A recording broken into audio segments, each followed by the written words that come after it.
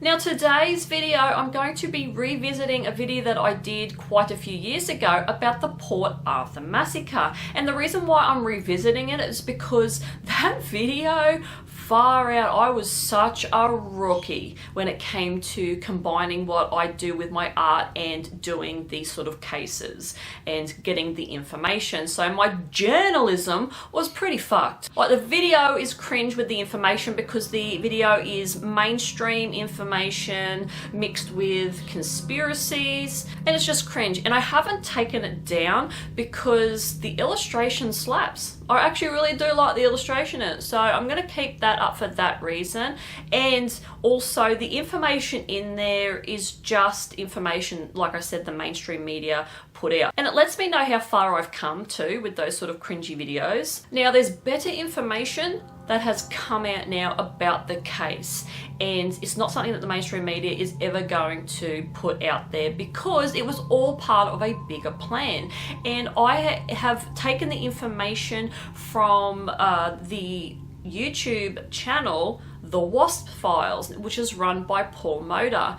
And basically today I'm going to be summarizing the channel of all the videos that he's got up right now, and I'm going to be bringing them to you in a shorter video. But this is just a gateway video for you to go across to the WASP Files YouTube channel to have a look at the evidence that he's been compiling for decades. Like, this guy, like Paul, is a very brave man for doing this, and I take my hat off to him because he has just got some of the best information. Well, I personally think he's got the best information on this case, and you need to see it because the whole thing was a complete and utter setup to take Australians' rights away from them. Now, I'm not going to continue on anymore because this video is going to be pretty long as it is. All I'm going to say is, if you are new to my channel, I am a horror artist, and what I do is I bring you cases on disturbing shit in this world, and then I draw an illustration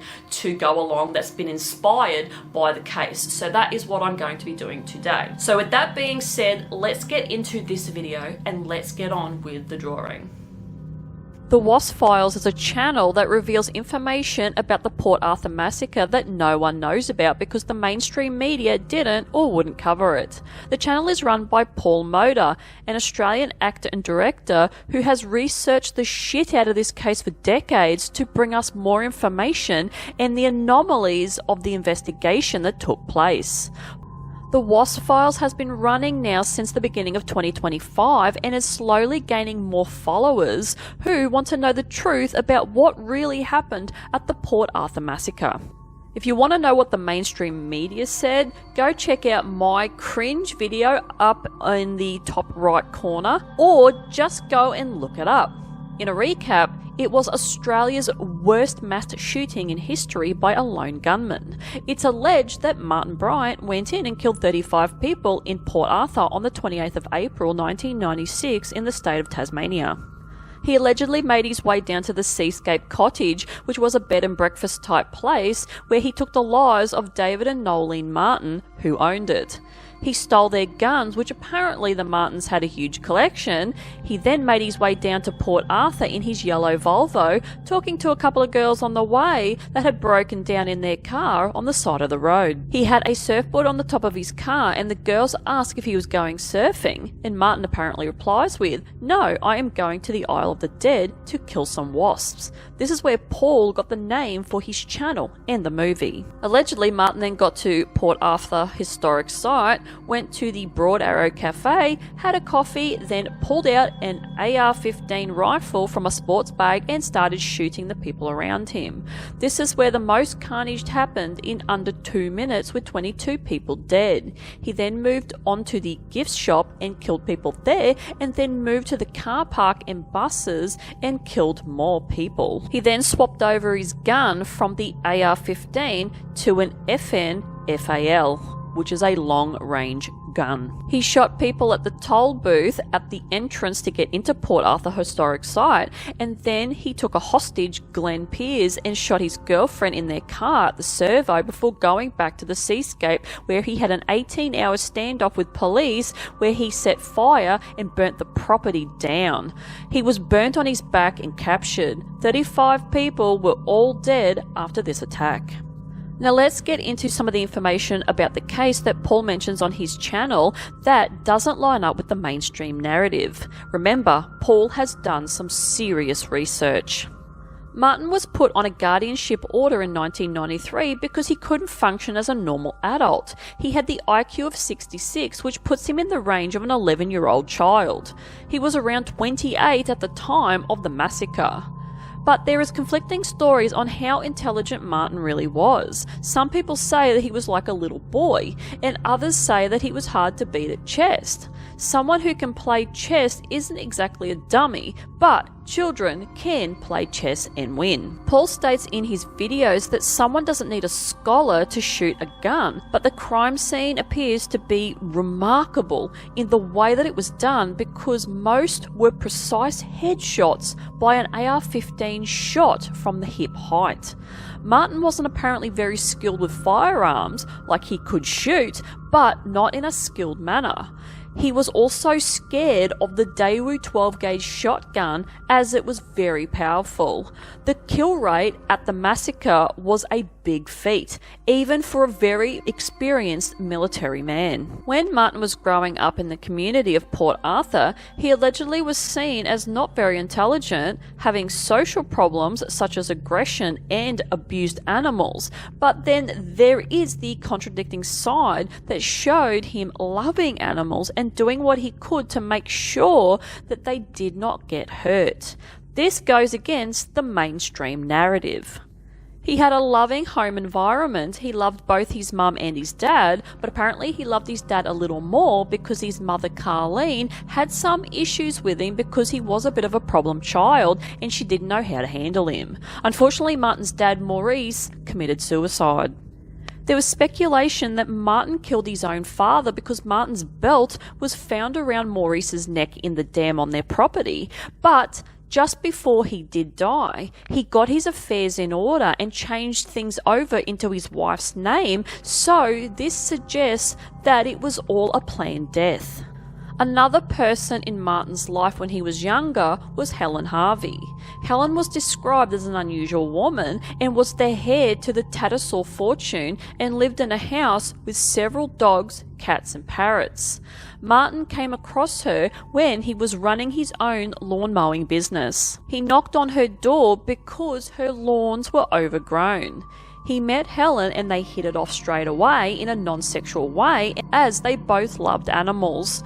She would buy cars for both of them and spend lots of money on Martin. Apparently Martin would worry Helen though when they were out driving because for some reason Martin would yank down on the steering wheel when Helen was driving. This would unfortunately end up taking her life. They had a head-on and Helen died, Martin was injured, and Martin ended up inheriting her house and some money. She apparently had access to $29 million.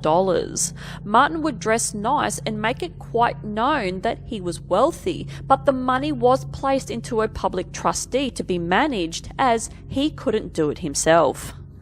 In the first video on the channel, Paul talks about how the government and Prime Minister at the time, John Howard, did not push for a coronial inquest. State laws say that if any foreigners die on Australian soil or people die via a violent death, state law demands a coronial inquest. A coronial inquest involves a public court hearing conducted by a coroner to investigate the reported deaths. This involves not putting blame on anyone, but just to understand the deaths and why they happened and to make sure that it never happens again.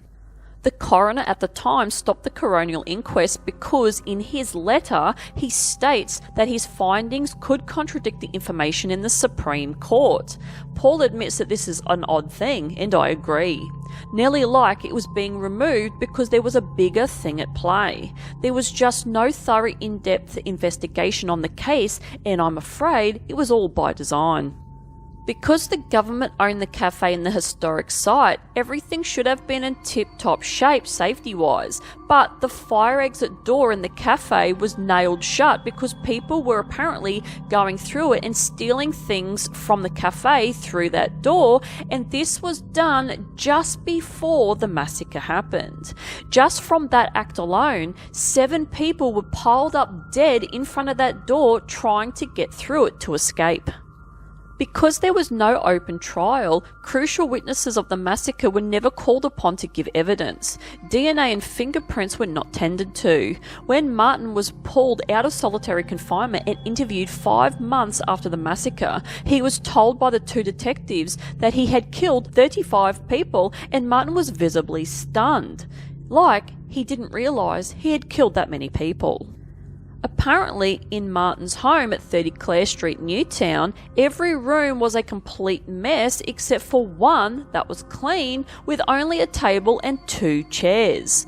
On the table, there was military magazines, like he was doing some sort of research. But the question Paul asks is, who was the other chair for?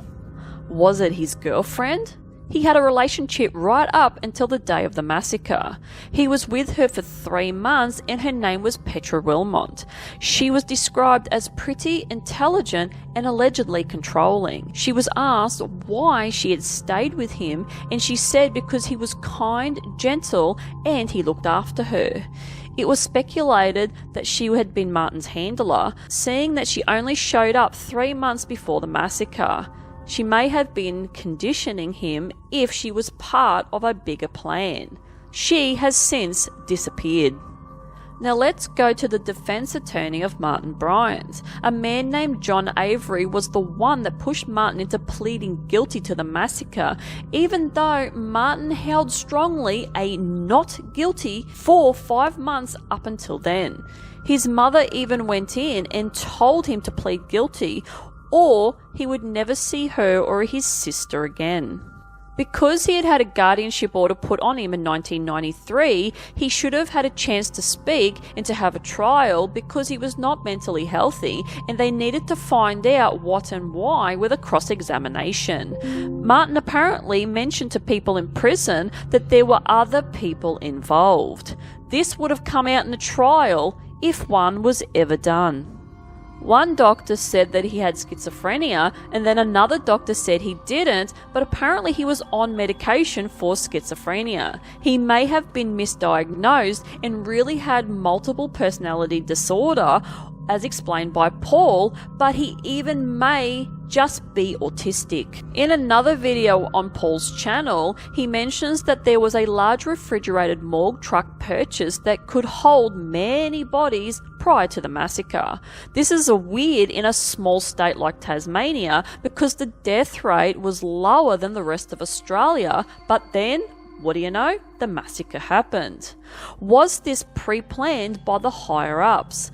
After the massacre happened, the truck was advertised but apparently not sold and ended up being dismantled. Paul interviewed someone from the Risdon Prison Hospital, and he claimed that Martin was uninteresting and had to be told what to do all the time and forgot what he was doing. He had to be taught how to use a broom. Something else that's weird about the case was, why did Martin stop off so many times before heading to Port Arthur? Some witnesses say that the man that they encountered was not Martin because the one that was pretending to be Martin had an acne-covered face. Martin had smooth skin, but this would probably turn out to be the case of leaving cookie crumbs for later on. This person, whether it was Martin or not, made sure that they were seen. He stopped off at a servo to get fuel for the car, went to a shop and bought tomato sauce. But for someone who wanted to commit such a crime, why not just drive straight to Port Arthur Historic Site? Why make so many stops on the way? One witness named Wendy Skur says that what she saw that day was not Martin Bryant at the cafe. She had things happen to her on that day that made her stand up and take notice. She said police didn't arrive for hours and the evidence at the sites were tampered with by people. Bullets and bullet casings were being picked up off the ground and no one secured the crime scene.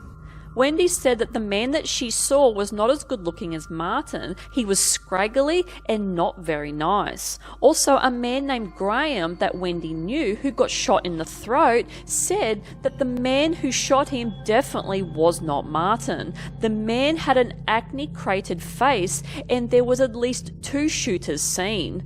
Unfortunately, Wendy has passed on and she wanted her story told before she did. Check out the full interview on Paul's channel. Out of 200 witnesses interviewed, only 2 said that Martin Bryant was the gunman. People said that they saw a blonde-haired man wearing a long coat, but not specifically Martin.